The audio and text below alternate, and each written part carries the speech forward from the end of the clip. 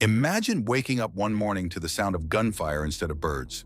The world you knew, your home, your family, your freedom, vanishes in an instant. You don't get to pack, you don't get to choose, and you don't get to say goodbye. You are taken, not because of who you are, but because of what a war has turned you into. Someone's prize, someone's possession, someone's bride. This isn't a story of romance. It's a story of survival, of courage buried beneath fear, of women who lost everything but refused to let go of their humanity. This is your life as a bride of war, taken, not chosen.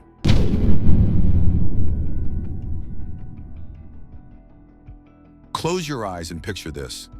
You wake up in a small house filled with sunlight. The smell of fresh bread drifts from the kitchen, where your mother hums an old song. Your younger siblings chase each other outside, their laughter echoing through the courtyard like music. You have dreams, simple, beautiful dreams that feel as real as the ground beneath your feet. Maybe you want to become a teacher, standing before eager students who hang on your every word, or an artist, painting the world as you see it, in colors only your heart can choose. Or perhaps you dream of traveling to places you've only read about in books, places where the sky stretches endlessly and possibility lives in every corner. You laugh with your family around the dinner table every evening. The worn wood holds years of memories of celebrations and ordinary moments that somehow feel sacred. Your father tells stories about his youth, exaggerating just enough to make everyone smile. Your grandmother holds your hand with fingers weathered by time, speaking of your future, as if it's a canvas waiting for your colors, your brushstrokes, your vision alone. Everything feels safe. Everything feels yours.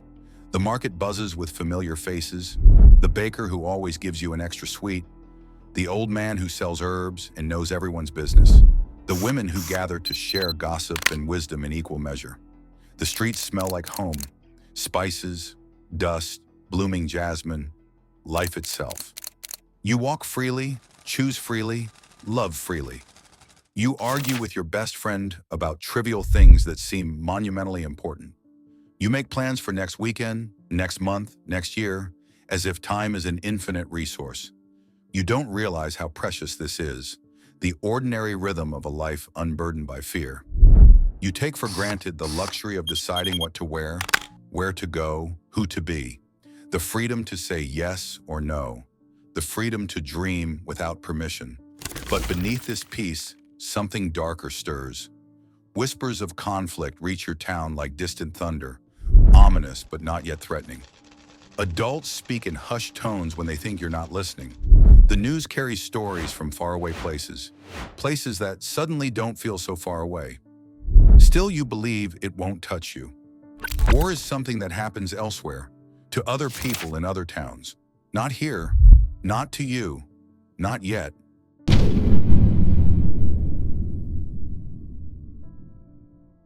Then one morning, everything changes in the space of a heartbeat.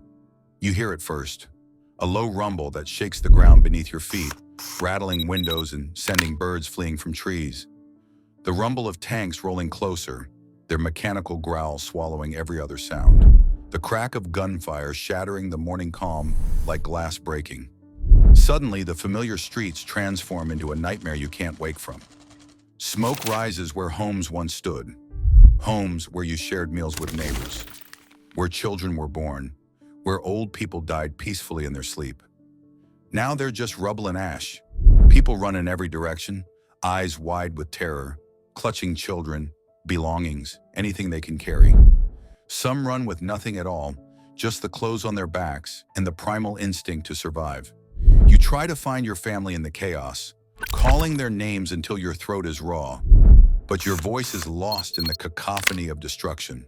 The marketplace you walked through yesterday, where you haggled over fruit prices and complained about the heat, is now rubble. Faces you've known your entire life are twisted in panic and grief, transformed by fear into strangers.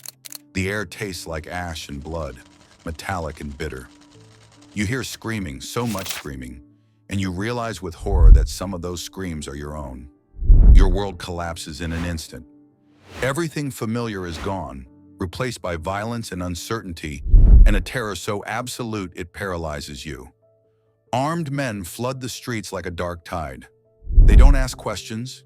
They don't care about your name, your dreams, your humanity.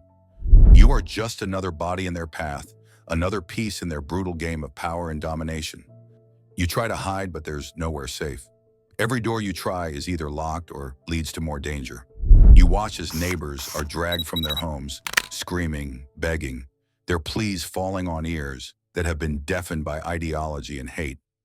You see things no one should ever see, things that will haunt you forever, that will replay behind your eyelids for the rest of your life. Fear becomes your constant companion, heavy, suffocating, relentless. It sits on your chest and makes it hard to breathe. And then they come for you. Rough hands grab you, their grip bruising your arms. You struggle, you scream, you beg. But your voice means nothing here. You are taken from everything you know, everything you love, everyone who knows your name. You don't know where they're taking you. You don't know if you'll ever return. You don't know if your family's alive or dead. You only know that the life you had is over.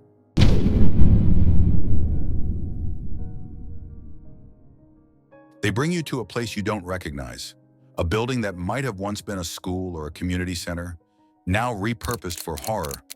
There are others like you, girls and women with hollow eyes and trembling hands, each one carrying the weight of her own tragedy. Some are younger than you, some are older. All are broken in ways that will never fully heal. No one speaks. What is there to say? What words exist for this? Then you are told you will marry. Not someone you chose, not someone you love, not someone who courted you with flowers and promises. A stranger, a soldier, a man whose hands may have blood on them, maybe even the blood of people you knew, people you loved. You have no say. Your consent is irrelevant, a concept from another world, another life. Your tears are ignored, your protests dismissed as if you're a child throwing a tantrum rather than a human being whose entire existence is being violated. You are dressed in clothes that feel like a costume, a cruel mockery of what a wedding should be.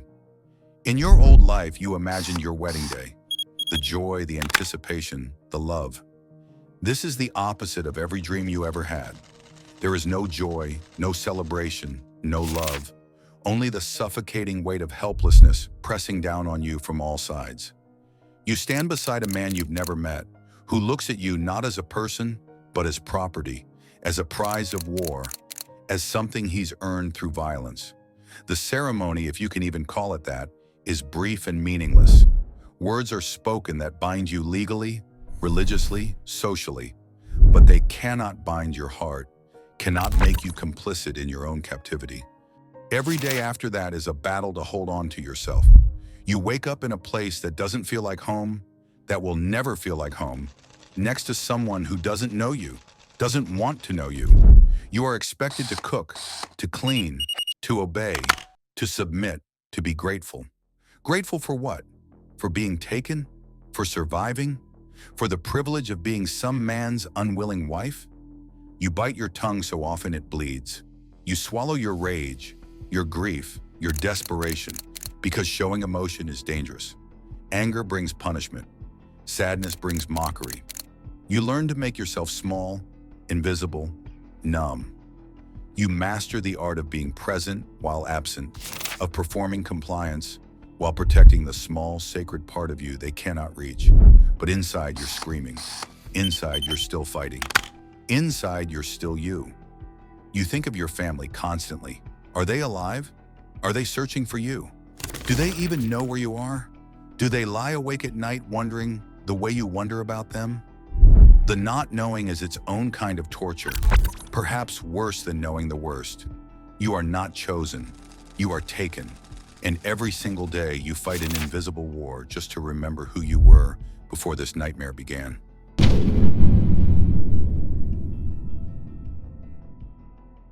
But here's the thing about the human spirit. It's stubborn. Even in the darkest places, it finds cracks to let light through. You learn to survive. Not because you want to, not because you've accepted your fate, but because something deep inside, something primal and fierce, refuses to give up. You adapt, not out of acceptance, but out of necessity.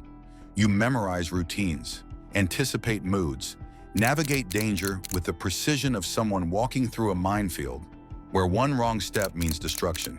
You become a student of survival. You learn when to speak and when silence is safer.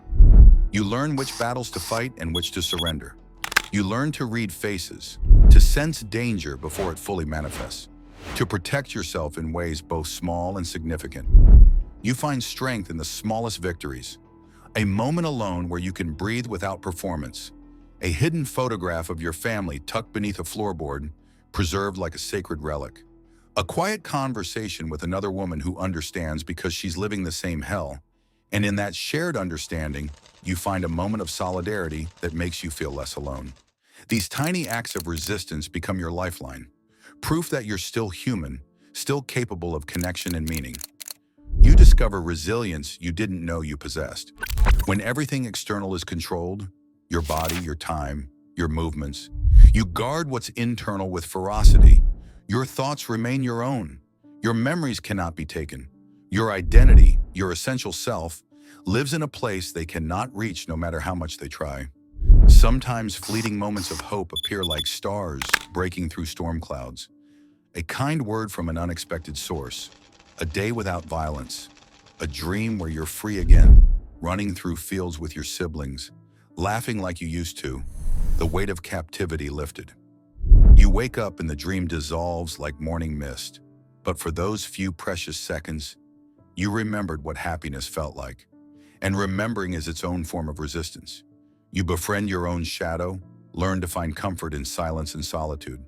You count days, weeks, months, not because you believe this will end, but because keeping track means you haven't lost your mind completely. It means time still exists, still moves forward, still carries the possibility of change. You survive, not gloriously, not heroically, not in ways that make good stories, but second by second, breath by breath, heartbeat by heartbeat. And survival in circumstances like these is its own form of defiance.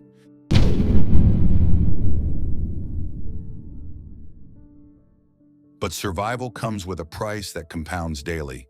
You ache. Not the kind of ache that fades with time, but the kind that settles into your bones and becomes part of you. You ache for freedom, the simple, sacred freedom to choose your own path. You ache for your mother's embrace, your father's voice, your siblings' laughter. You ache for the life stolen from you, the future that will never be. Grief becomes your constant companion. You grieve for the person you were, for the dreams you'll never fulfill, for the choices that were ripped from your hands. You grieve for your innocence, for your trust in the world, for the belief that good always triumphs over evil. Some nights, the longing is so intense, it physically hurts. You stare at the ceiling and wonder if your family thinks of you. You wonder if they believe you're still alive. You wonder if they've moved on, accepted your absence, learned to live with the hole you left behind. You feel guilty for the moments when you laugh, when something briefly distracts you from your pain. How dare you find even a second of peace when everything has been taken? But then you realize those moments don't betray your loss. They prove that even in captivity, humanity persists. You long for a world where justice exists, where the people who did this are held accountable, where your suffering means something. But that world feels impossibly far away. Yet somehow, impossibly, inexplicably, you endure. Not because you're strong, but because you have no other choice.